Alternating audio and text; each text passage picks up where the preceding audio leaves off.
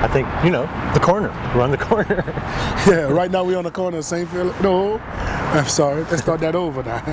Right now we're on the corner of Ursuline and Robinson. And right over there used to be Marvel's Lounge.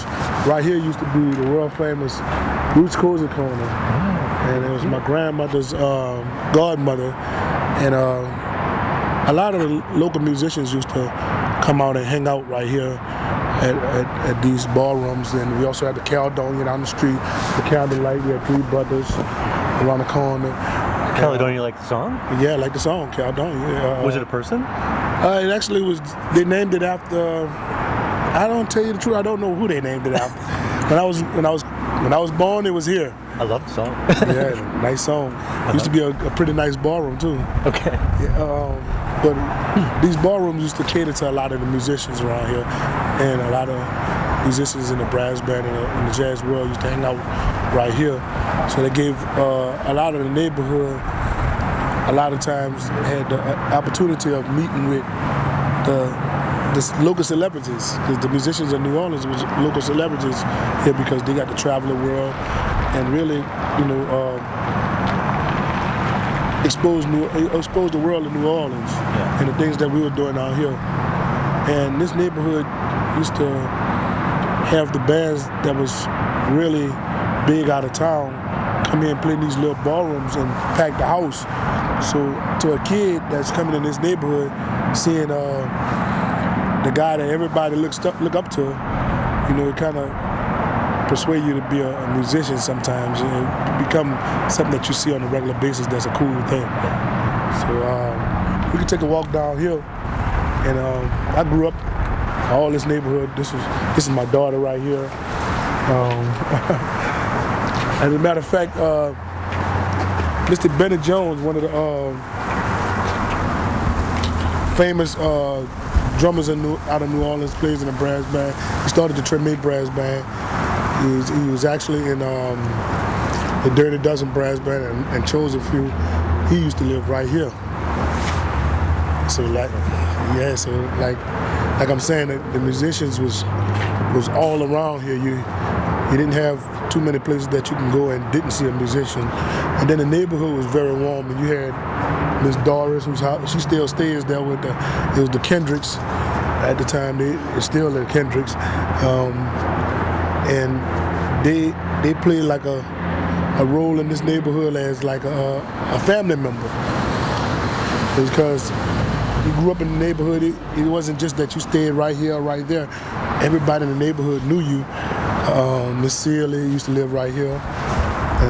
My grandmother used to stay right here, 1518 Ursuline. That's where I grew up at. Like I say, I'm not too far from where all the musicians were, so I got the great exposure of hanging out with the musicians. And most of the musicians knew my grandmother on a real good basis, so they'll come down here and hang out with my grandmother. And it was like having a superstar in the front room, which on a regular basis, but it was more like my uncle. You know, it was more like my cousin or my daddy or something, you know. And he's there on a regular basis and really talking to me, giving me knowledge on music, bringing me stuff back from overseas and everything, you know. So I had again, the great opportunity of hanging and being raised in the Treme area, where that was just openly on a regular basis. You just had musicians right down the street here.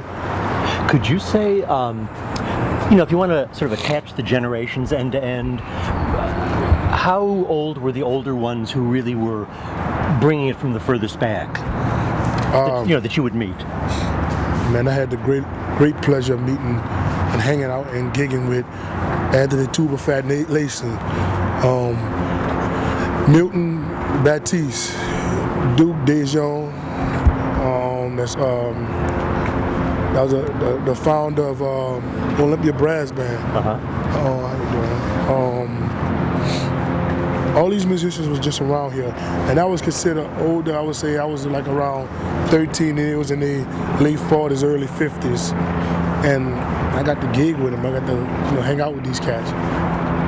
All these houses was really like occupied before the storm, and it was, this was a heavy scene around here.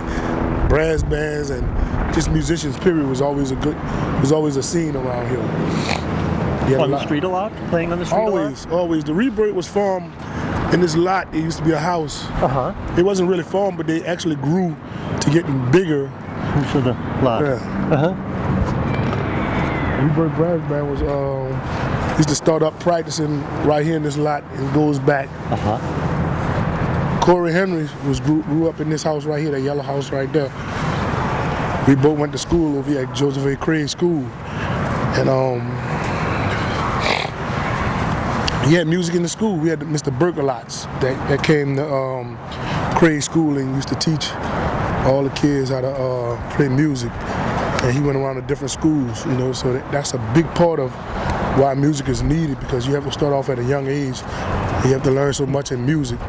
So it's a must that you start off teaching at, you know, at the 8, 9, 10-year-old level. And so this is really already like 20 things that you've said all on your block. On my across block. the street from your block. Yeah. It's just really here. Yeah, you got to really hang out, and everybody came to the Treme area for some reason. It didn't matter where you were from, you came to the Treme area because it felt like home.